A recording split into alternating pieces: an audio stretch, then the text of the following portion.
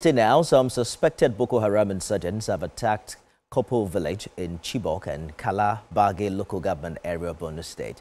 TVC News gathered that the attackers invaded the village last night, shooting sporadically on the mourners who had gathered for the final day of prayer for a deceased community member. The Borno State government has confirmed the attack, and according to Council Chairman Modu Mustafa, many persons were injured and are now receiving treatment. The chairman warned that the death toll could rise as search and rescue operations are still ongoing.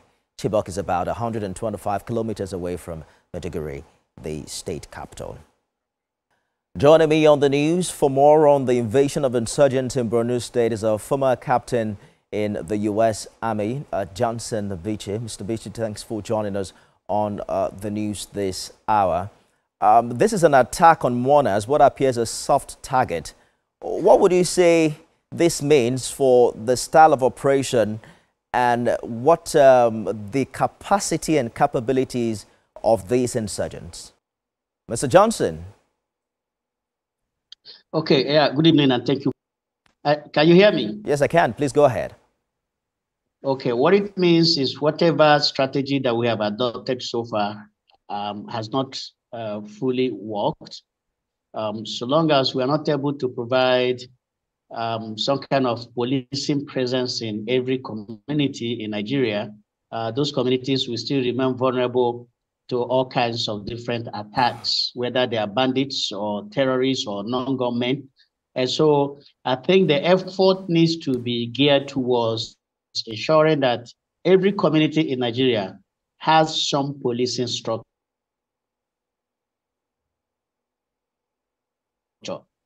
Now, there's something interesting that Mr. Abdullah is a proposition that he is be making. I think I've listened to him, which he is saying that we need to make communities the first line of defense. I've looked at that proposition, and I think that the proposition makes sense. If you consider the fact that you can't have police, you can't have soldiers, you cannot have security agents in every community in Nigeria. So there is a need to have some kind of organized community policing presence that will form the front line of defense to hold off these kind of attackers until either police or other security agents are able to arrive. Until we can get to that point where communities are able to form protection for themselves. Now, this is different from what the proposition that has been thrown about, in which people are calling for, citizens to resort to self-help. There's a distinction between what the DG of DSS is saying and that other proposition where people will resort to self-help.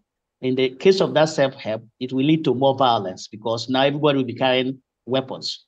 It's like you go to the market, both the traders and their customers are all armed to the teeth. That one is calling for chaos. But what the DG of DSS is saying is that, look, we can organize these people, the communities will vet them, they will be armed to some extent with some weapons that are already legally allowed to be carried by, this kind of, it's a form of vigilante. And so they will be given modalities on how they can operate, and not everybody in the community will be allowed to carry those weapons. Well, you have talked about a failing military operation and strategy, but considering the fact that Chibok is about 125 kilometers away from Maiduguri, the state capital, Mr. Johnson, talk to us about the importance of intelligence sharing and how important it is to this operation. It appears we have a challenge hearing him from here. We'll continue that conversation subsequently. Former Captain of the U.S. Army, Bish Johnson, thank you for joining us.